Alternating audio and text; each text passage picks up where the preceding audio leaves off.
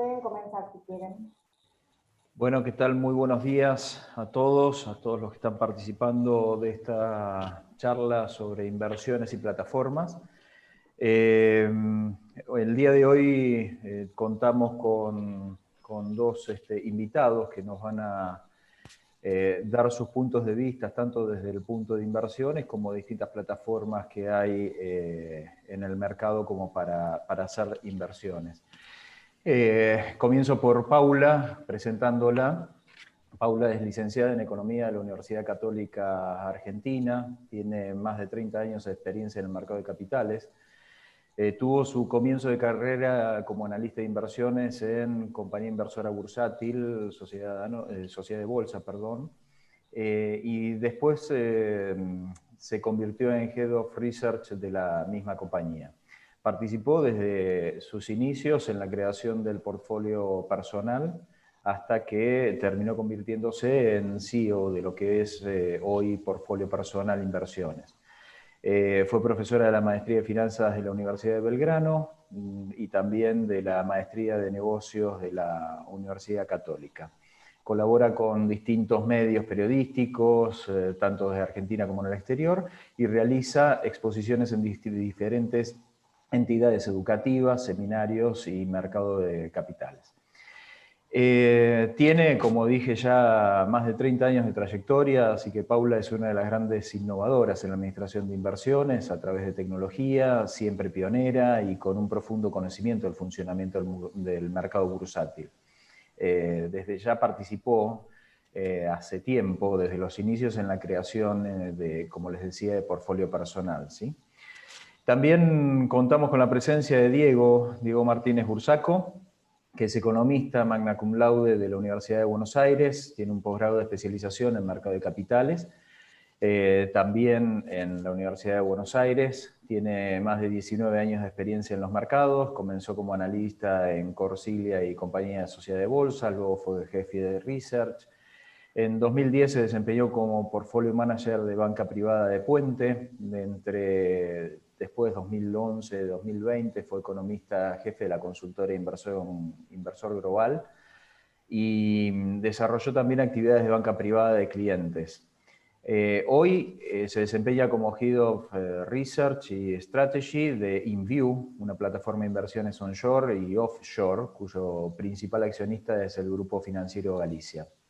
También es conferencista, tanto local como internacional. Participa como speaker en distintos eventos como Expo EFI, seminarios en Refinitiv en la región y conferencias en Estados Unidos, ¿sí? Convocados por Agora. También es recurrente fuente de consulta de medios periodísticos como Clarín, La Nación, Infobae y bueno, hoy en día tenemos el agrado de contar tanto con Diego como con Paula para que nos comenten un poco de qué se trata y cuáles son las posibilidades de inversiones y estas plataformas, ¿no? Inversiones digitales, alternativas y las plataformas. Antes de dar comienzo formal y darle el paso a Paula, quería también hacer algún comentario, algún mensaje parroquial, ¿sí? Con respecto a que se encuentra hoy en día abierta la inscripción para el Congreso Anual del IAEF, que se va a desarrollar durante los días 15 y 16 de junio, y que, bueno, pueden acceder a la página del IAEF para tener más información y poder, a través de la página, poder inscribirse en el Congreso. También quería pedirles que las preguntas que tengan para hacer puedan llevarlas adelante a través del chat, digamos, de preguntas, que en la medida que las van haciendo y después vamos a dejarlas para el final, van a estar contestándolas tanto Paula como Diego. Bueno, creo que ya es suficiente, creo que hablé demasiado, así que le doy la bienvenida nuevamente a Paula y a Diego y los dejo en las manos de ustedes, ¿sí? Así que adelante. Muchísimas gracias, Sergio. Muchísimas gracias al IAEF por la invitación y un placer compartir con vos, Diego, en el panel de esta mañana.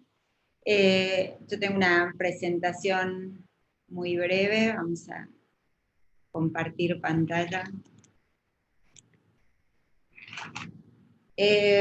Bueno, como vos bien decías, el tema de hoy es ver las plataformas de inversión, que es lo que nos permiten hacer, ¿no?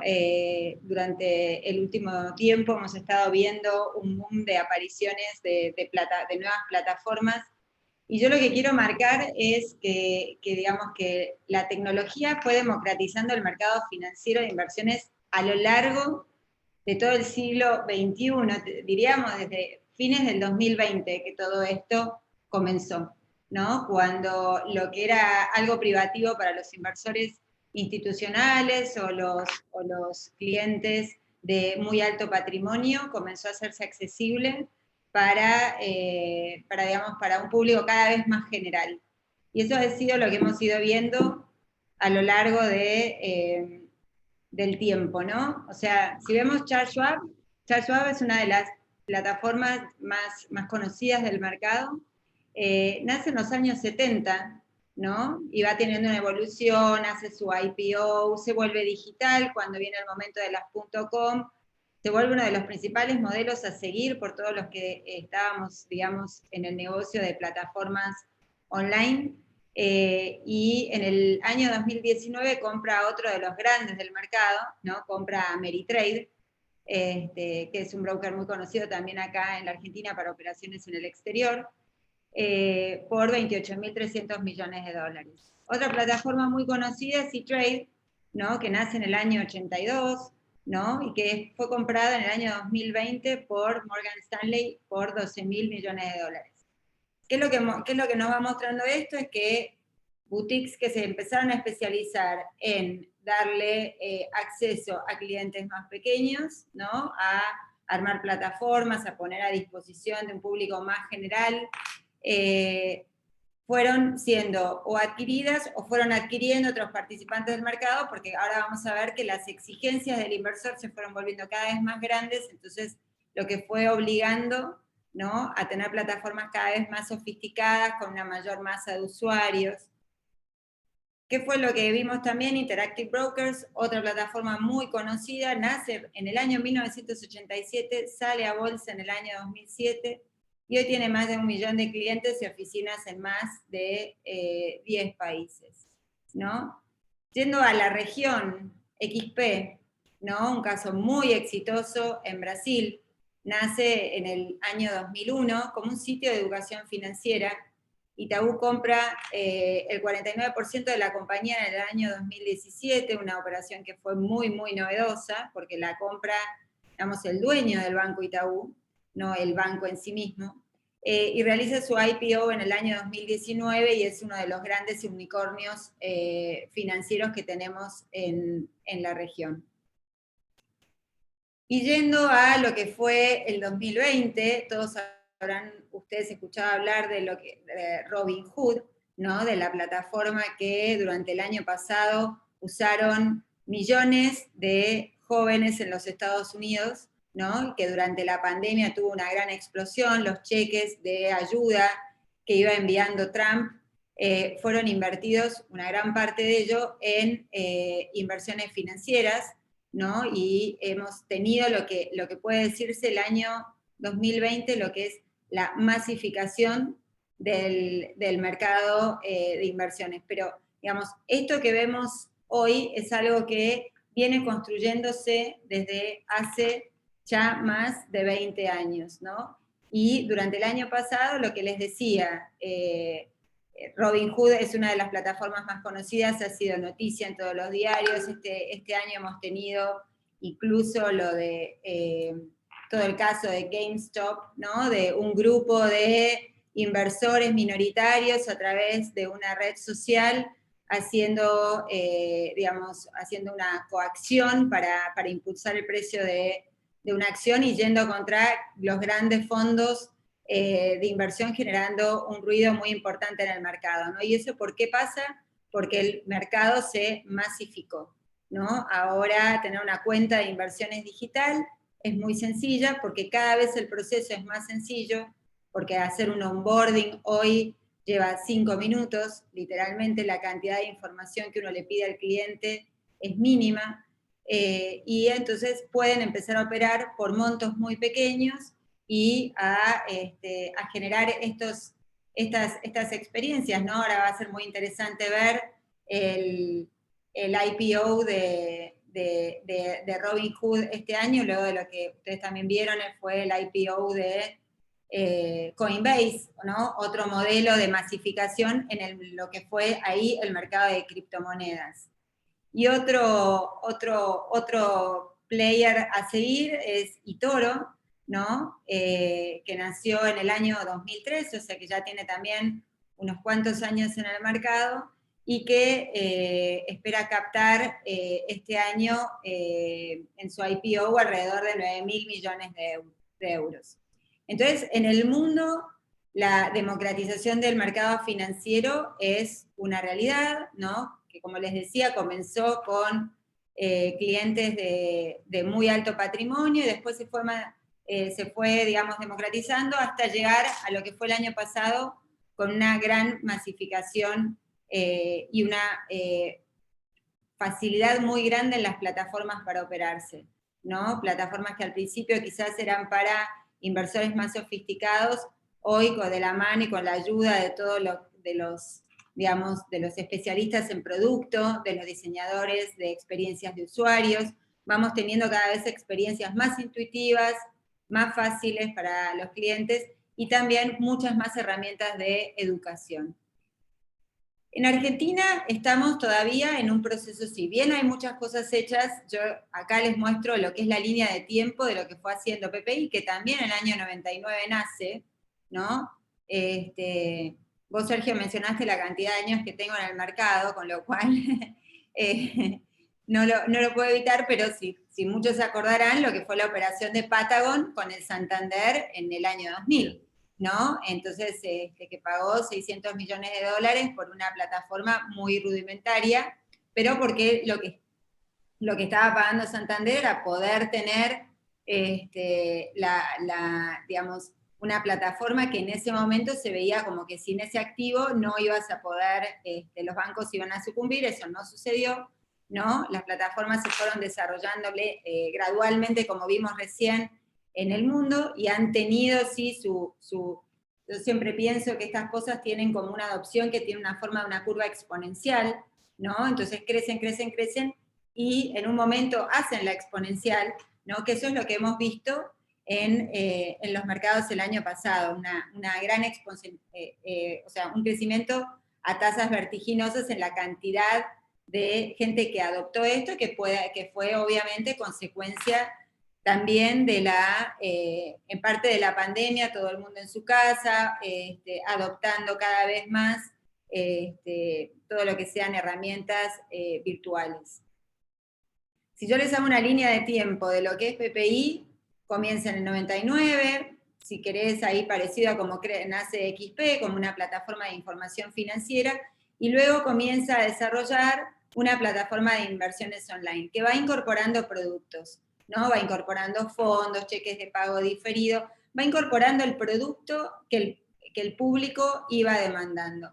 ¿Y por qué digo acá que Argentina, a pesar del contexto? Porque Argentina todavía lo que no ha logrado es una masificación, ¿no? O sea, todavía nosotros la cantidad de clientes, si uno mira la cantidad de clientes que abren cuentas en compañías como la nuestra, en Alix lo podemos ver porque son la cantidad de cuentas que hay abiertas en caja de valores, vemos que esa exponencialidad todavía no la hemos vivido. Y no es por falta de tecnología.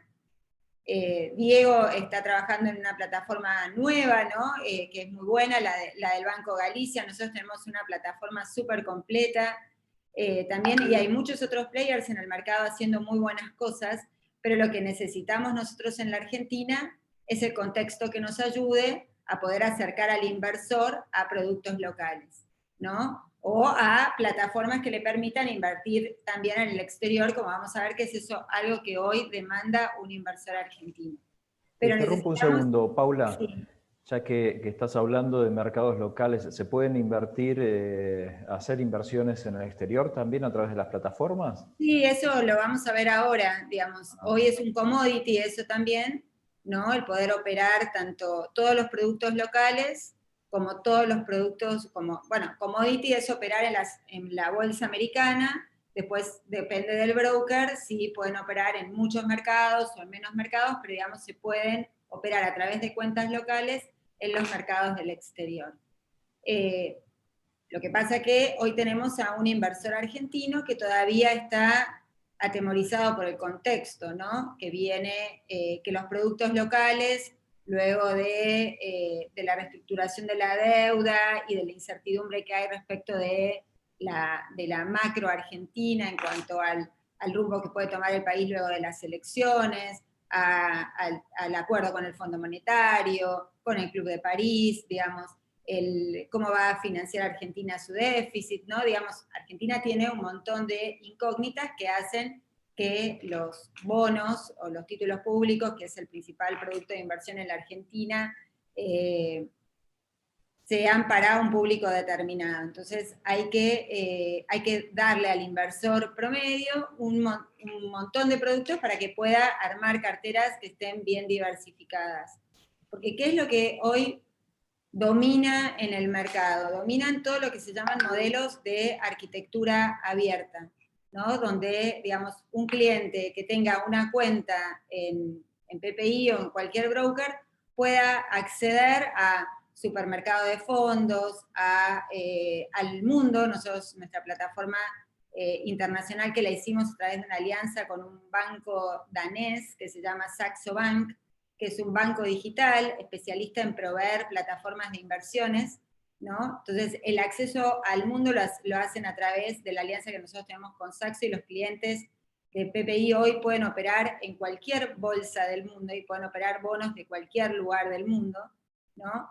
Y al mismo tiempo, bueno, tenemos áreas de mercado de capitales, las áreas que dan servicio a clientes institucionales o corporativos, y lo que se llama los supermercados de fondos, que este es otro producto muy demandado por los clientes, que digamos que lo que hace hoy, nosotros tenemos convenios con 18 sociedades gerentes. O sea, un cliente que abre cuenta en PPI puede comprar cerca de 300 fondos comunes de inversión diferentes.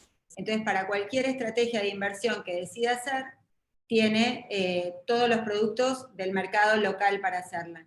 Y al mismo tiempo armamos también un supermercado de fondos, de fondos internacionales, para el mismo criterio. Cualquier estrategia que quiera hacer hoy un inversor, que quiera tener un portfolio de inversiones internacionales y la quiera tener, ya sea vía los activos en forma directa o vía fondos comunes de inversión, hoy lo puede hacer. ¿Y cómo podemos ayudar a que el cliente navegue entre ese enorme universo, ¿no?, de productos? Es a través de lo que es el asesoramiento, ¿no? Un asesoramiento, porque, digamos, hay que ayudarlo, hay que darle como una especie de GPS al cliente para que una vez que ingresa en la plataforma y que ve una cantidad enorme de activos, ¿no?, tiene que poder encontrar cuál es el activo que necesita digamos, para poder seguir su estrategia de inversión. Y si nosotros queremos pensar en poder ofrecer este servicio en forma masiva, es porque podemos asesorar a estos clientes también de forma masiva, ¿no? Que este asesoramiento sea digital, no a la vieja usanza, un asesoramiento personal, ¿no?, que también lo tenemos, obviamente, pero que no es el que nos va a permitir crecer en esta forma exponencial que hemos visto que han tenido los brokers de afuera.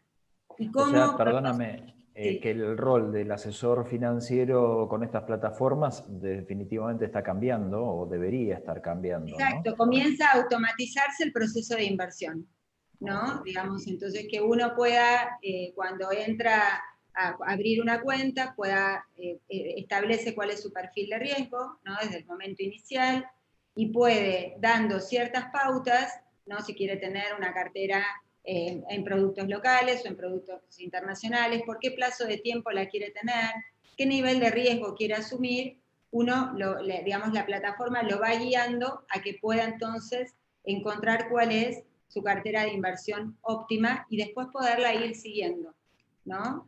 Eso es el proceso, digamos, de ir automatizando también el proceso de inversión, pero con el desafío de que cada cliente también lo viva como algo que es personalizado. La estrategia de inversiones que me funciona a mí quizá no es la misma que te funciona a vos, Sergio.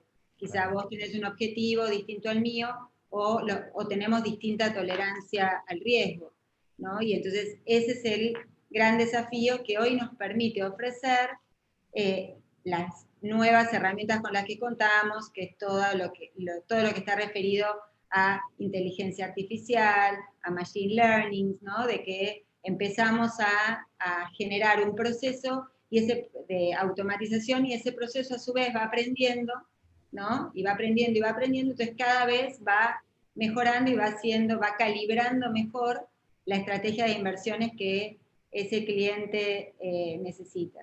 Se Porque puede generar una mayor independencia del asesor financiero, pero no prescindencia del asesor, entonces. Exacto. Lo que acá tenemos es que los pilares para dar un buen servicio es tener una plataforma con muchos productos, ¿no? Que sea fácil de operar, que sea transparente, que el cliente pueda ver bien los precios. Necesitamos tener asesoramiento, ya sea en forma digital o en forma personalizada, y necesitamos tener un buen research, ¿no? Que alimente, ya sea al asesor que va a hablar con el cliente en forma personal, o que alimente al asesor, digamos, virtual que tenemos, y que le vaya dando información.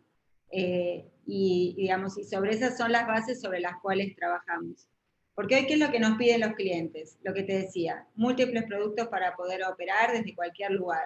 Robo-advisors, ¿no? Automatizar el proceso de inversión, carteras que sean dinámicas, que se adecúen a cada perfil de cliente o a distintos objetivos de inversión. También nos piden mucho el acceso a APIs, ¿no? Que nos podamos ir interconectando, o un cliente que se quiera bajar información para poderla procesar de la manera que él quiera, entonces que pueda usar la información no solo de la manera que yo se la muestro, sino de la manera en la que él lo necesita, ¿no? Las plataformas que sean simples, veloces, ¿no? Que las comisiones sean bajas y competitivas, ¿no? Y que tengan múltiples herramientas de análisis. O sea, hoy nos reclaman research, noticias y mucha educación financiera, ¿no? Entonces, nosotros acá, hoy un cliente nuestro puede operar en más de 35.000 activos, ¿no? Bonos, acciones y opciones y FDs, todo lo puede hacer en tiempo real.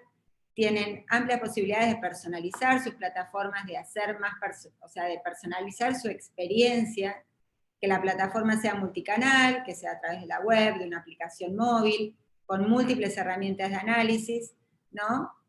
Y, digamos, acá podemos ver ejemplos de cómo funcionan de cómo se ven las pantallas y todas las herramientas que van teniendo los clientes a la hora de invertir. Y para no pasarme el tiempo y no robarle el tiempo a Diego, lo que quería mostrar, digamos, más allá de estas, son pantallas y pantallas donde pueden ver noticias, gráficos de análisis técnico, gráficos de precios, digamos. Hoy es todo accesible a un inversor que esté en Buenos Aires y que quiera abrir una cuenta, en Buenos Aires no, en la Argentina, perdón, ¿no? Y que quiera abrir una cuenta desde cualquier lugar. Acá vemos lo que son los supermercados de fondos del exterior, ¿no? Hoy tenemos más de 12 administradoras, 70 fondos distintos, y con todas las marcas que son conocidas, ¿no? Templeton, MFS, Schroders, PIMCO, las puede comprar cualquier cliente que abra hoy una cuenta en una LIC. Y finalmente, bueno, dar un ejemplo de lo que podría ser una cartera recomendada, ¿no? Un cliente que está buscando una cartera conservadora, digamos acá, de riesgo externo, que quiera hacer una cartera conservadora en el exterior, y entonces ahí seguramente cuando vaya dando algunas indicaciones, ahí va a depender de, bueno, cuál es su horizonte de inversión, la edad que tiene. Ya acá lo que sé es que me dice que tiene una tolerancia al riesgo que es baja, entonces le vamos a ir recomendando, bueno, que tenga una cartera que tenga 20% de oro, que tenga bonos emergentes de baja duración, ¿no? Y cuando va cliqueando sobre cada una de las tortitas, lo que le va a ir apareciendo es cuáles son los productos que están dentro de PPI que se adecúan a este, digamos, a este perfil de producto, ¿no? Una cartera moderada ya empezaría a incluir algo de renta variable en los Estados Unidos, algo de commodities, ¿no? Y va a encontrar el producto que le permita operar en ese, digamos, en ese segmento. Y una cartera agresiva ya, digamos, tendría más proporción de emergentes, un activo que hoy en PPI nos gusta mucho, ¿no? Lo que son los bonos emergentes, dado el contexto macroeconómico global, renta variable en Estados Unidos un 20%, corporativos globales y renta variable en sectores tecnológicos de crecimiento, ¿no? Este sería ejemplos de carteras que en función de los parámetros que le vaya indicando un cliente a la hora de buscar cuál es la cartera adecuada para su perfil de riesgo, le podría dar resultados como este. Y si vamos a riesgo Argentina, ¿no?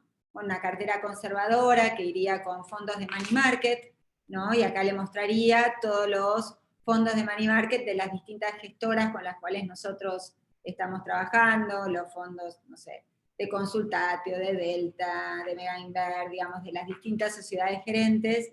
Tenemos también fondos de bancos, están los fondos de Galicia, también en el supermercado de PPI.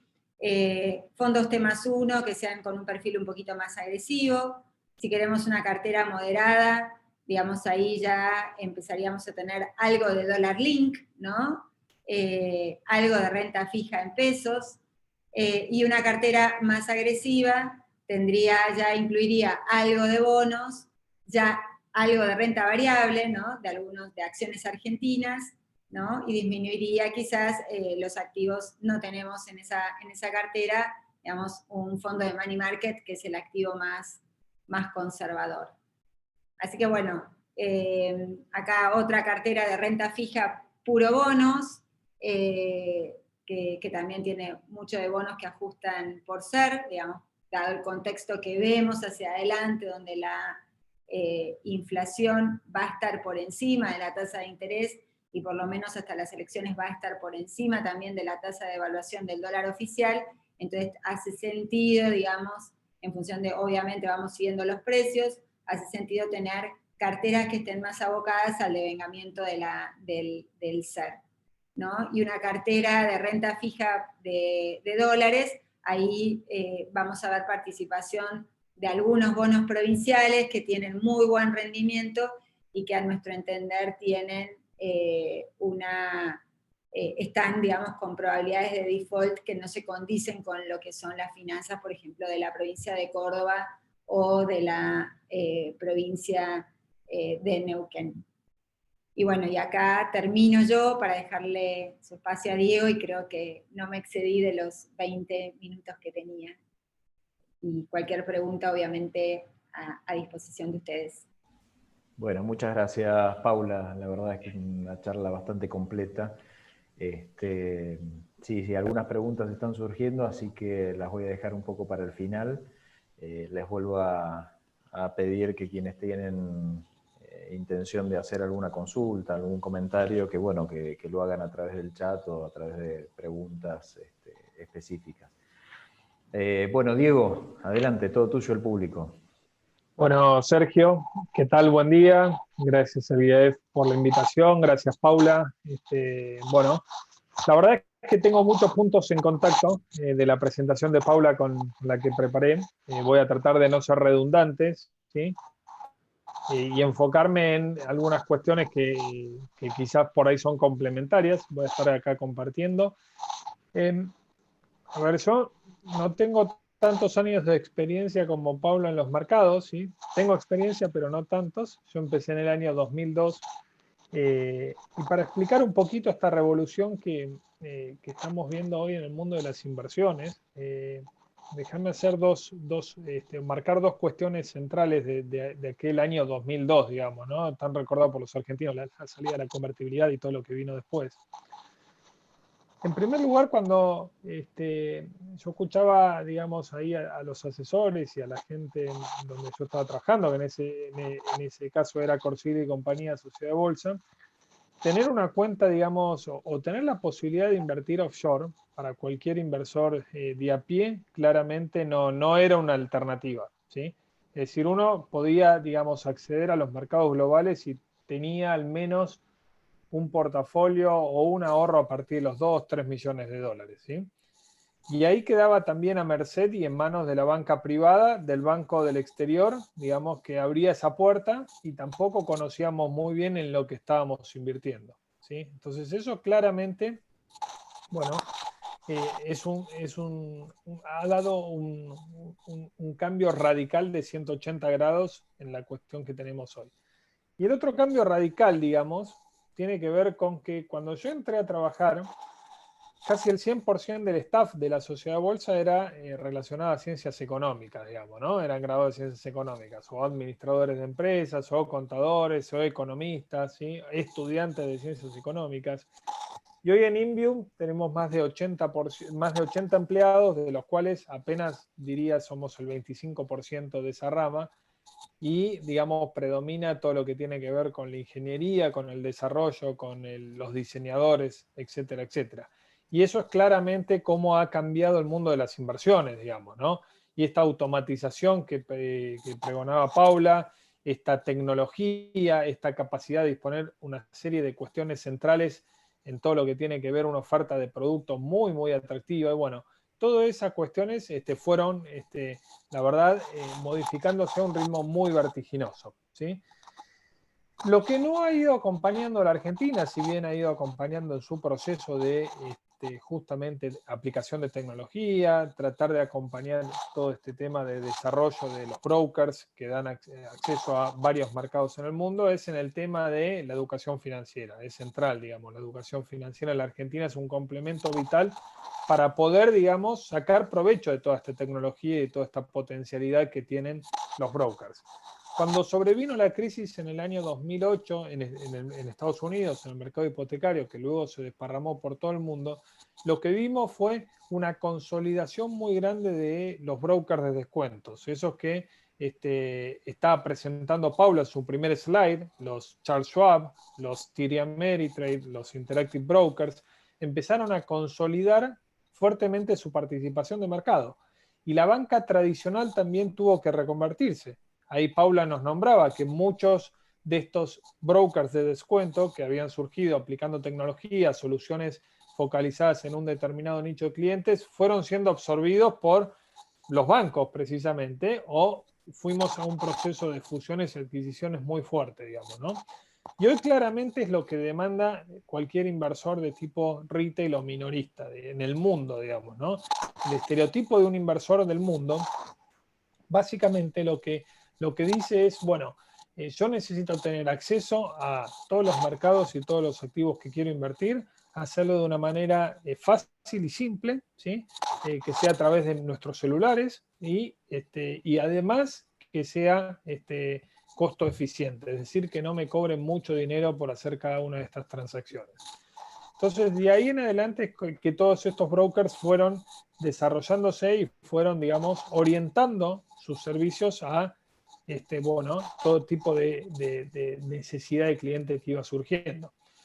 Mientras tanto, acá nos estamos debatiendo, digamos, la importancia del rol del inversor, digamos, como persona que se ocupa de sus finanzas personales en la Argentina, digo, ¿no? Y en toda Latinoamérica. Estamos haciendo un estudio de mercado en Invium, muy claramente donde surge que la necesidad de educación financiera es vital. Y algunos de los conceptos que están asociados a esa falta de educación financiera son los que estoy mostrando en este momento. Necesito mucho dinero para comprar algún activo financiero, las bolsas son como el casino, no entiendo, no es para mí, lo único que funciona acá es el dólar, ¿sí? Nadie está dispuesto a ayudarme. Bueno, esas son todas, digamos, expresiones o frases que antes de la pandemia, cuando teníamos la oportunidad de juntarnos en un evento social, escuchamos de gente que no pertenecía al mercado, digamos, ¿no? Y Paula de vuelta reiteró una palabra que es clave, que es la democratización de las inversiones. pero para democratizar las inversiones, para que más ahorristas, digamos, ¿no? Que hoy muchos de esos ahorristas canalizan su ahorro en dólares, plazos fijos o eventualmente la inversión en ladrillos que nos enseñaron nuestros antepasados, bueno, hay que darles educación financiera. En Inview lo que estamos intentando hacer es un approach de, evidentemente, ir en primer lugar por el lado de los asesores financieros, ¿sí? Los asesores financieros registrados en la Comisión Nacional de Valores tienen un rol clave en esta, digamos, evangelización y, digamos, educación de sus clientes. Y nosotros pensamos que hay un espacio y un nicho para crecer muy fuerte allí, también, digamos, acompañado con efectivamente un apoyo de nuestro equipo de research, de nuestras, digamos, centros de capacitación y etcétera, porque un inversor, digamos, más informado, con mayor conocimiento, es un mejor inversor de largo plazo. Nosotros pensamos las inversiones como estrategias de largo plazo y no justamente como una de esas frases que anteriormente decía es el casino, es la timba, o lo que señalaba Paula de vuelta en el ejemplo de GameStop, ¿sí? A principios de este año, donde hubo una red social muy conocida a nivel global, donde para aleccionar, digamos, a ciertos fondos de cobertura que habían jugado a la baja contra esa acción, salieron a emitir, digamos, sugerencias de compra masiva de este tipo de empresas. Y lo que hacía era mover un ganado, digamos, que no entendía muy bien lo que estaban haciendo, digamos, ¿sí? Y estaban jugando con su propio dinero, tomando riesgos totalmente innecesarios y muchísimo más de lo que realmente su tolerancia podía esperar. Y eso no es invertir, digamos, ¿sí? Obviamente que en el mercado hay lugar para todos, hay lugar para la especulación, pero sobre todo aquel que tiene una experiencia muy saludable en las bolsas y en el mercado es aquel que ha podido aplicar a través de una estrategia de inversión de largo plazo algo alineado con los objetivos que quería con su dinero. Y las plataformas surgen, digamos, justamente en este sentido. Así como vemos que, como en estos dos slides, vemos que el mundo alcanzó una digitalización, digamos, muy potenciada con el tema de la pandemia. Fíjense lo que es el impacto del e-commerce en Estados Unidos con la pandemia, ya representa casi el 15% del comercio minorista en Estados Unidos.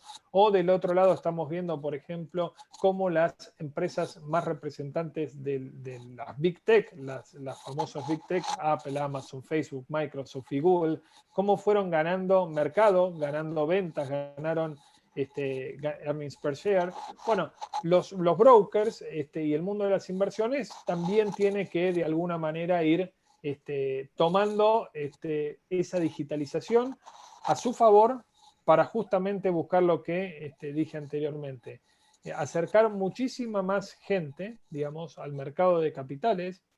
En Argentina no puede ser que la gran cantidad de gente vaya al dólar o al plazo fijo como formas de ahorrar, porque claramente son ineficientes, y ahora tengo ahí un chart para mostrarle esto, pero evidentemente lo que buscamos en Inview es tratar de simplificar en una primera instancia todo lo que es ese primer proceso de inversión, ¿sí? Lo simplificamos a través de los asesores por un lado, pero también a través de la dinámica de nuestra app y la dinámica de los servicios que ofrecemos.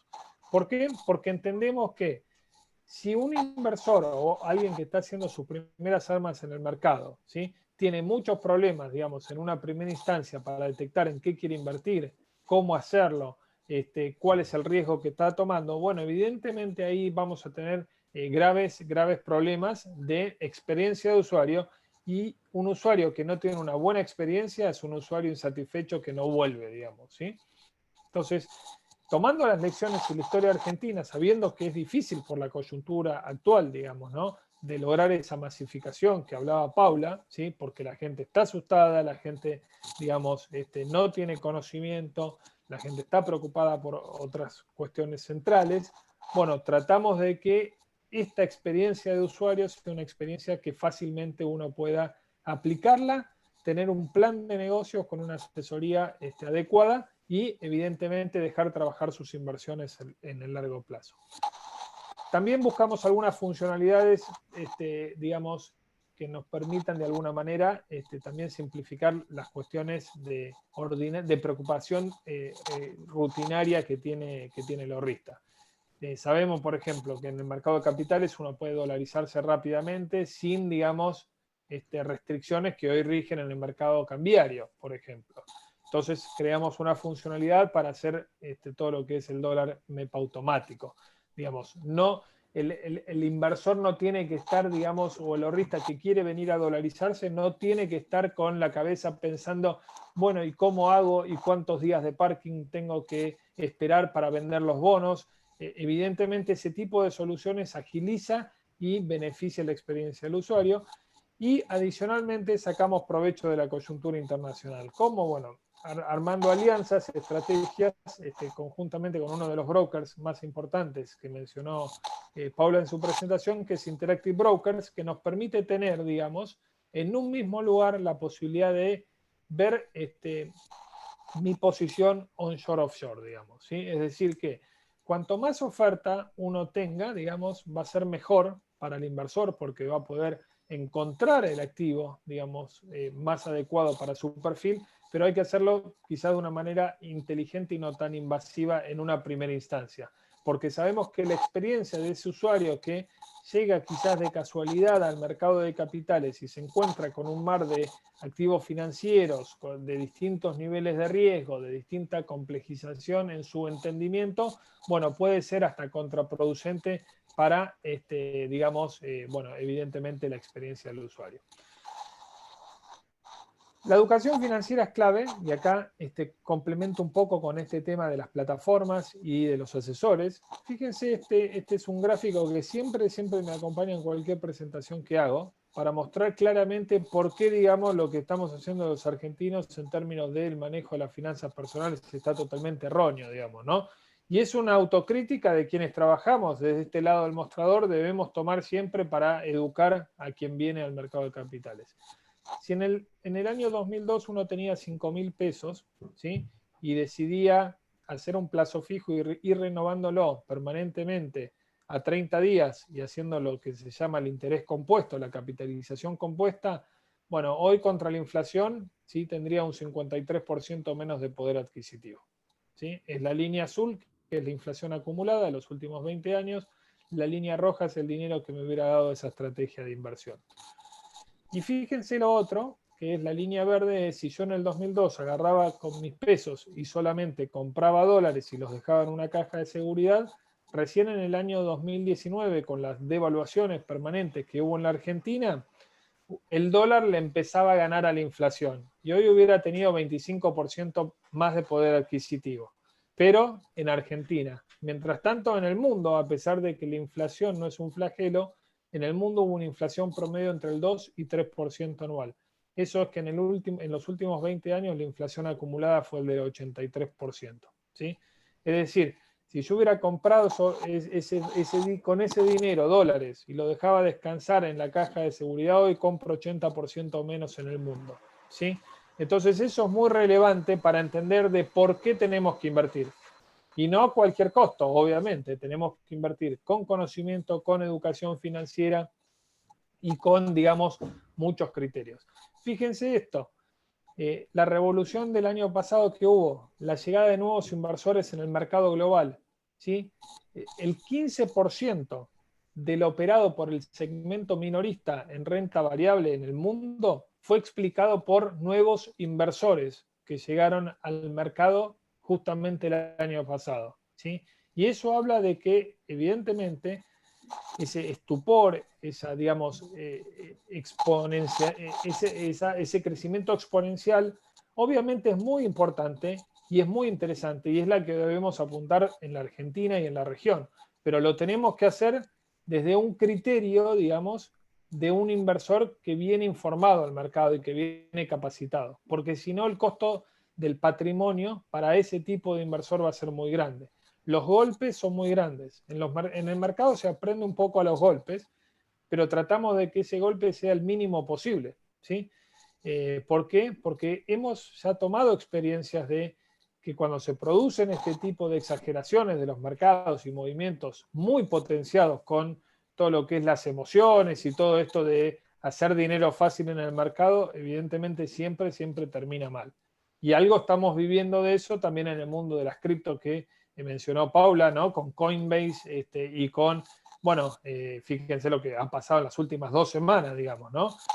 Esta posibilidad de invertir en base al apalancamiento, en base a invertir dinero que yo no tengo, que también, digamos, si se quiere es la parte, por ahí la parte más, no diría oscura, pero la parte más desagradable de la irrupción de las plataformas para inversión, que le ofrecen apalancamiento a muchas personas que evidentemente no entienden nada de inversiones, ni de finanzas, ni de los activos que están comprando. Bueno, esas historias terminan, por lo general, terminan muy mal, digamos, ¿sí?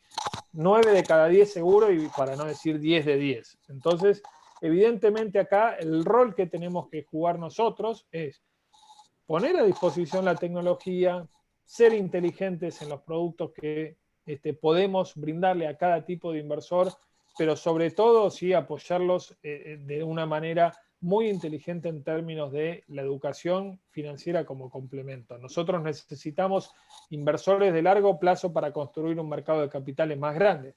No nos sirve, hemos evidenciado en la Argentina mismo el boom de las LEVAC, si se acuerdan, 2016, 2017, 2018.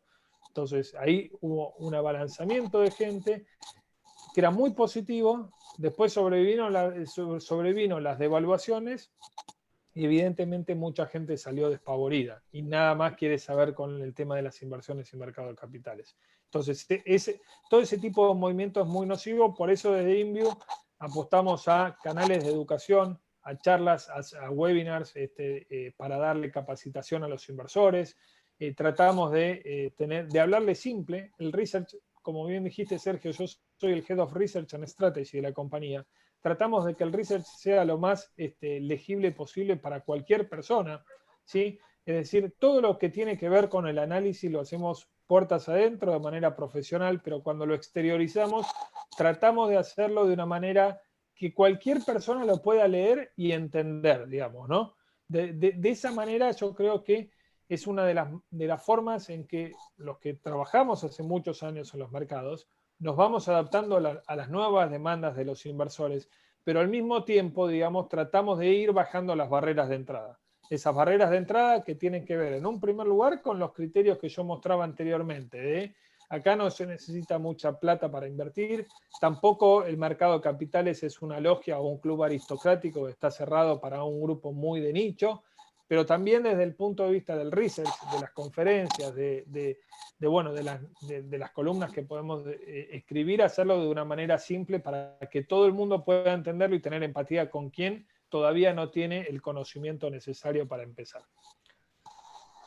Finalmente, ya para terminar, para no pasarme, pues ya estamos casi en mis 20 minutos, voy al cierre con lo que nos espera un poco hacia el futuro del mundo post pandemia y cómo lo podemos relacionar con inversiones, digamos.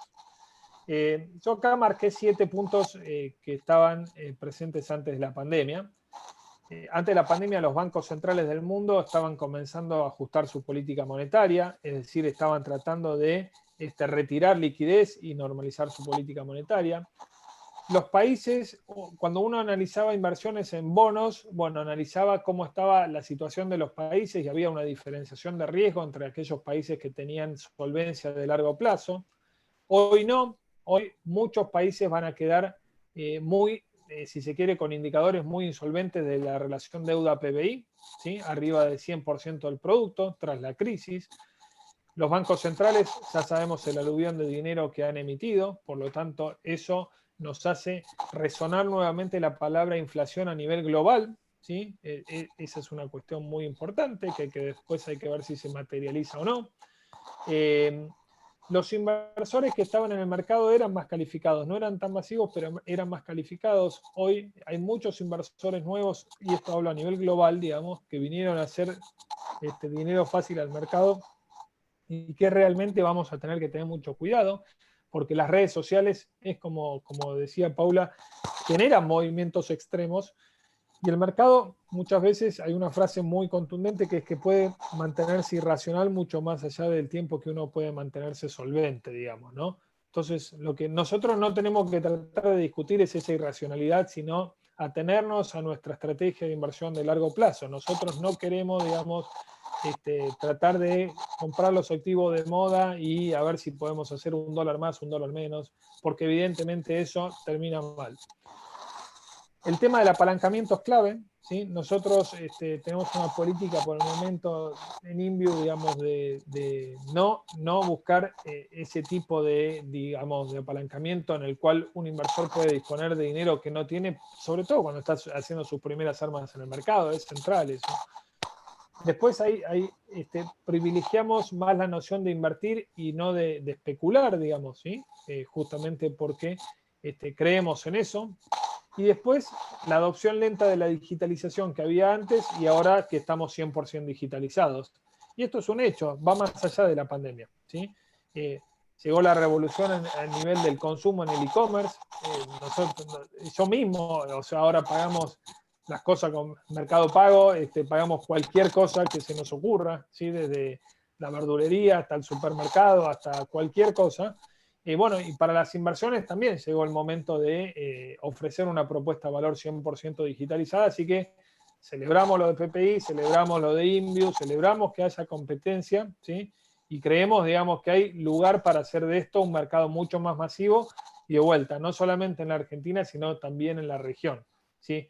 En esto, si se quiere, Argentina no es la excepción a la regla, sino que es la regla. En la región falta educación financiera y mucha. Entonces, un portafolio base, digamos, ¿no? Y esto ahora abrimos, si quieren, más el debate, digamos, para un inversor conservador a moderado, ¿sí? Bueno, tiene que tener algo de bonos ajustados por la inflación, algo de alguna empresa argentina del sector que más puede, digamos, de alguna manera sacar provecho en este contexto, que es la actividad manufacturera, la industria y la construcción.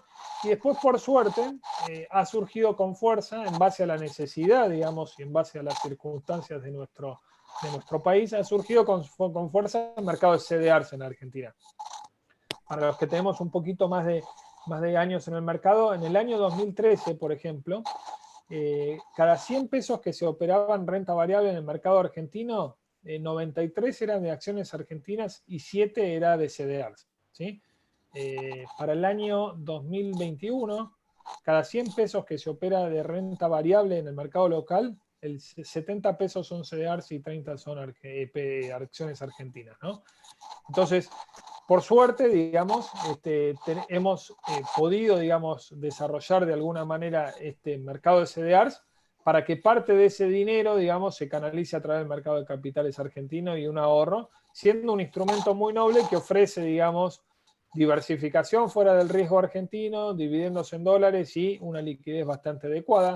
Ahí tengo 4 CDRs que presento, digamos, a modo de, digamos, de presentación a Apple, Lockheed Martin, McDonald's y Nike, que muchos de ellos tienen la posibilidad de apalancarse en la reapertura de la economía global y otros tienen algo más de lo que denominamos nosotros los economistas, un beta más bajo que te da cierta seguridad por si el mercado enfrenta a correcciones, digamos, de magnitud hacia adelante.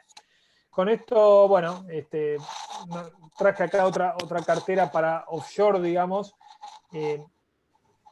Básicamente 2 cosas digo acá.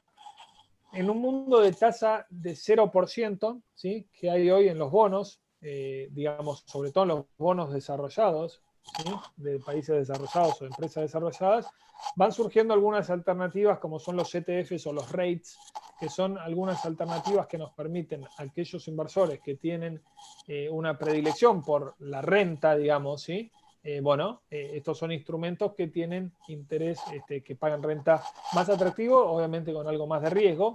Y después tenemos todo el mundo de los ETFs, que yo creo que es un mundo que también surgió una explosión muy, muy interesante y está desafiando un poco el liderazgo de los fondos mutuos a nivel global, por ciertas ventajas que tienen respecto, digamos, a los fondos mutuos. La más importante de ellas es su liquidez y su mark to market. ¿Qué es esto? Quiere decir que vos podés operar un ETF, que es un vehículo que representa una canasta de activos, digamos, ¿sí?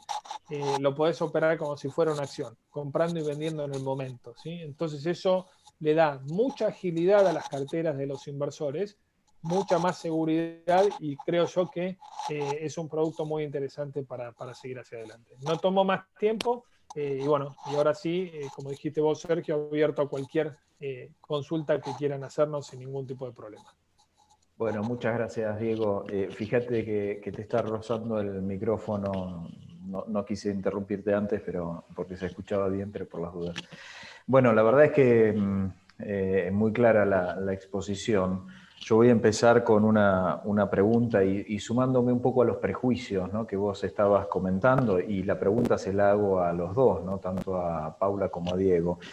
Uno de los prejuicios que tomaba es que lo único que funciona es el dólar, ¿no? Hoy en día estamos con un contexto de tasas negativas y una inflación elevada. ¿Cómo nos podemos cubrir frente a esta situación y sobre todo para dejar de lado estos prejuicios que lo único que funciona es el dólar y comprar el billete, ¿no? Y casi como segunda pregunta, ¿cómo ven la evolución del tipo de cambio de acá a fin de año? Bueno, yo creo que comienzo yo, si querés, Diego. Me parece que ahí me agarro del gráfico que mostró Diego. Sí, el dólar puede ser el mejor refugio en algunos momentos, en otros momentos no. No hay momentos en los que la inflación le gana a la tasa de interés, otros momentos en los que la tasa de interés le gana a la inflación, y ahí es donde está la educación que tiene que tener el inversor de saber que las carteras no son estáticas para siempre, tienen que estar conformadas por un único activo.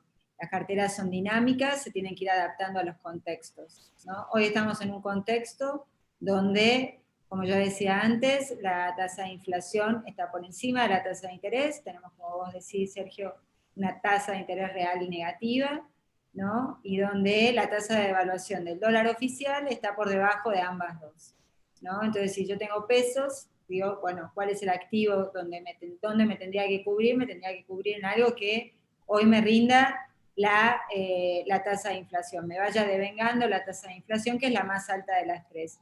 Sabiendo que tengo que estar atenta, obviamente en un año eleccionario, donde sabemos que la tasa de devaluación de tipo de cambio oficial está siendo, digamos, han desacelerado sustancialmente, ¿no? El dólar hoy se devalúa a un ritmo del 15% anual contra una inflación del 50%, ¿no? Quizás hay que tácticamente hoy estar con SER, pero mañana hay que ir a un bono o a un fondo que tenga activos que sean dólar link, ¿no? Para, digamos, en lo que uno espera que sería una recuperación del tipo de cambio hacia fin del año o a principios del año que viene, ¿no? Me parece que eso en cuanto a el dólar oficial. El otro dólar, que es el dólar MEP o el dólar contado con liquidación, se mueve también en función refleja quizá más las expectativas o los temores que va teniendo el mercado con relación al futuro.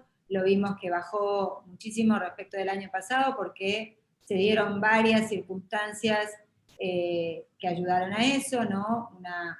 Precios de commodity record y una muy buena cosecha en la Argentina, con lo cual hemos visto que en mayo una avalancha de dólares que ha vendido el central, mucho poder de fuego para intervenir en los mercados de contado con liquidación y de dólar MEP por parte del Banco Central y del ANSES, porque digamos tienen una cartera de bonos también importante, y la expectativa de que Argentina también reciba una emisión de derechos especiales de giro por parte del Fondo Monetario, y que eso le permita, digamos, de alguna manera poder cumplir con sus obligaciones con los organismos internacionales este año, llegar a algún arreglo con el Club de París, eso lo vamos a ver en los próximos días, ¿no? Estamos en la fecha de vencimiento de eso, llegar a algún acuerdo con el Fondo Monetario. Me parece que por ahí es donde va a venir la volatilidad del tipo de cambio en las próximas semanas, por si hay o no arreglo con el Club de París o con el fondo, digamos,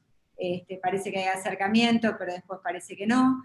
Y después vamos a tener, como ocurre cada 2 años en la Argentina, el ruido que provoca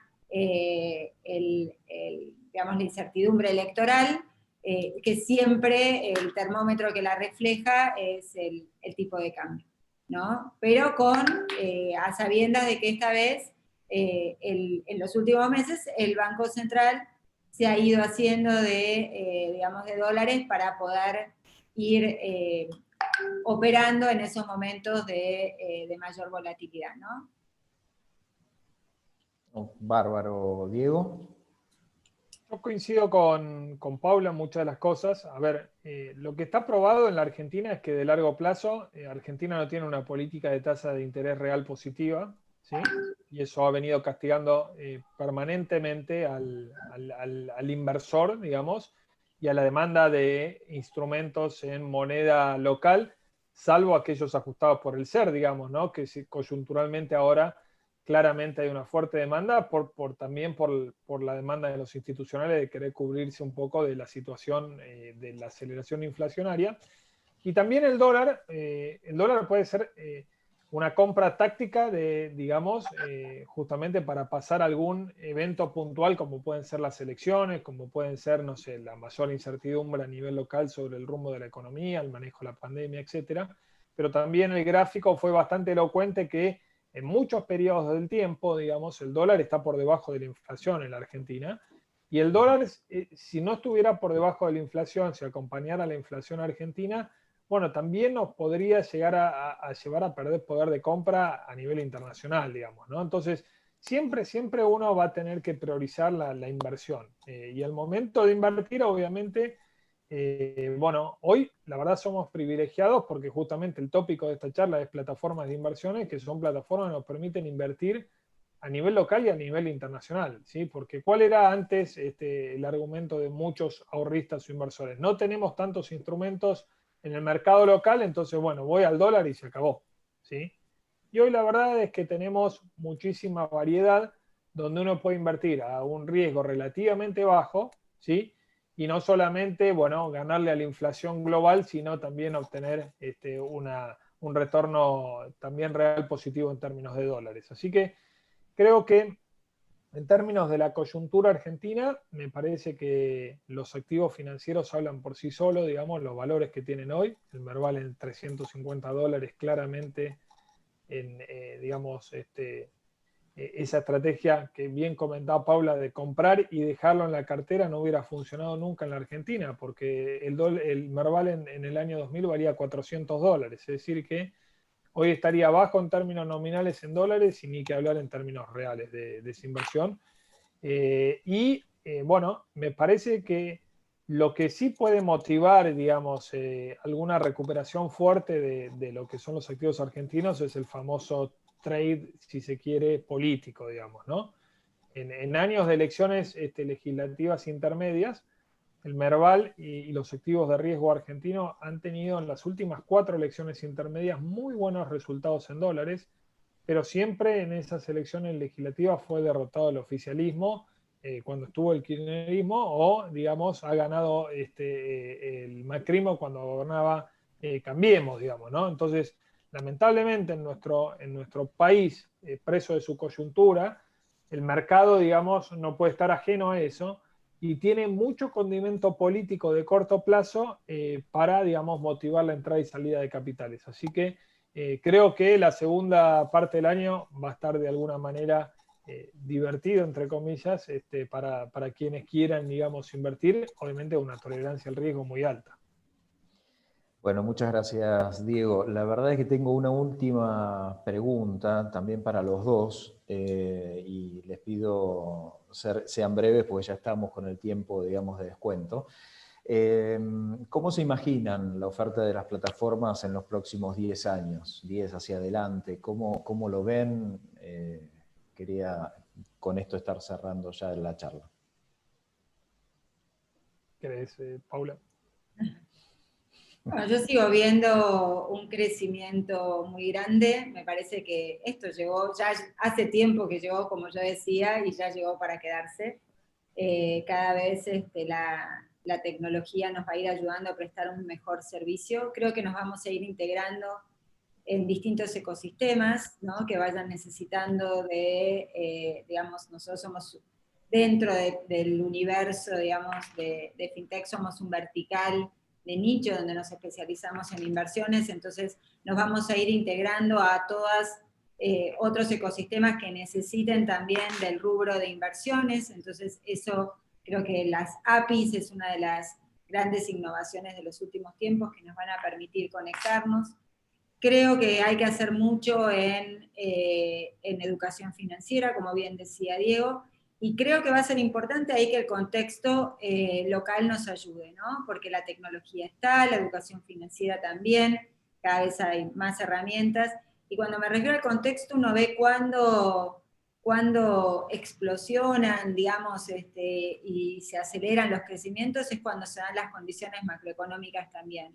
Brasil vivió un boom luego de que después de muchos años la tasa de interés real, que era enormemente positiva en Brasil, y entonces hacía que la única inversión posible para el brasilero fuera el plazo fijo en reales y no había otra cosa, cuando las tasas de interés reales empezaron a bajar. Y entonces obligaron a tener que buscar otras alternativas de inversión, ¿no? Y entonces se vivió, digamos, lo que ha sido el boom de las plataformas en Brasil y la adopción masiva por parte de los inversores en las plataformas, ¿no? Se dio la tecnología, la educación y el contexto, ¿no? Entonces, nosotros hoy tenemos la tecnología, se está trabajando mucho en la educación, y si bien el contexto, o sea, tenemos todo para hacer. Fantástico, gracias. Diego. Yo creo que de largo plazo, a ver, lo que podamos ofrecer en términos de producto de inversión va a ser como un commodity, ¿sí? Porque en definitiva vamos a ir todos a un lugar común que vamos a poder ofrecer los mismos activos de inversión. Creo que la gran diferenciación puede pasar por el valor agregado que uno puede agregar en la experiencia del usuario, es decir, quién puede convertirse, no sé, en el Netflix de las inversiones o en el Spotify de las inversiones, digamos, ¿no? De que sea simple y potente, y en todos aquellos aspectos diferenciales que vayan por fuera de la automatización y la oferta de activos, digamos, ¿no? Productos, digamos, de educación sobre todo, ¿sí? Experiencia del usuario, integración con otras cuestiones que se vayan desarrollando en nuestra vida cotidiana, como decía Paula, digamos, ¿no? Esta integración hacia a otros verticales y tratar de adelantarse de alguna manera a la demanda de los inversores, ¿sí? Fíjate que siempre es como en las plataformas tratamos de ser reaccionario a lo que demandan los inversores en ese momento. Obviamente en la Argentina demandan muchas cosas distintas al mismo tiempo y permanentemente con cambios por la coyuntura, claramente, tan inestable. Pero si podemos identificar, digamos, cuál va a ser la próxima demanda explosiva de los inversores bueno, y tratar de integrarlo en nuestras plataformas, vamos a tener mucha más adopción y masividad. Así que estoy seguro que esto llegó para quedarse y bueno, claramente es muy promisorio todo lo que tenemos que hacer para adelante para acaparar más gente al mercado. Bueno, fantástico, muchas gracias. Muchas gracias, Diego, Paula. Yo, como para cerrar, estuve anotando algunas palabras, algunas frases, ¿no? Democratización de las finanzas, educación financiera, adaptarse a las nuevas tecnologías y, lógicamente, también ir aprovechando la inteligencia artificial, ¿no? Creo que ese es el desafío tanto de ustedes en lo que brindan las distintas plataformas, como también de los inversores, nosotros del otro lado, como para poder estar metiéndonos más en el mercado financiero. Así que nuevamente, muchas gracias Paula, muchas gracias Diego, y también para cerrar no quería dejar de hacer un breve comentario. Desde ya no soy Regina Martínez Riéquez, lamentablemente está con una dolencia, así que le deseamos pronta recuperación. Bueno, muchas gracias a ambos, ¿sí? Gracias a vos y beso para todos. Gracias, chau, chau. Hasta luego, gracias.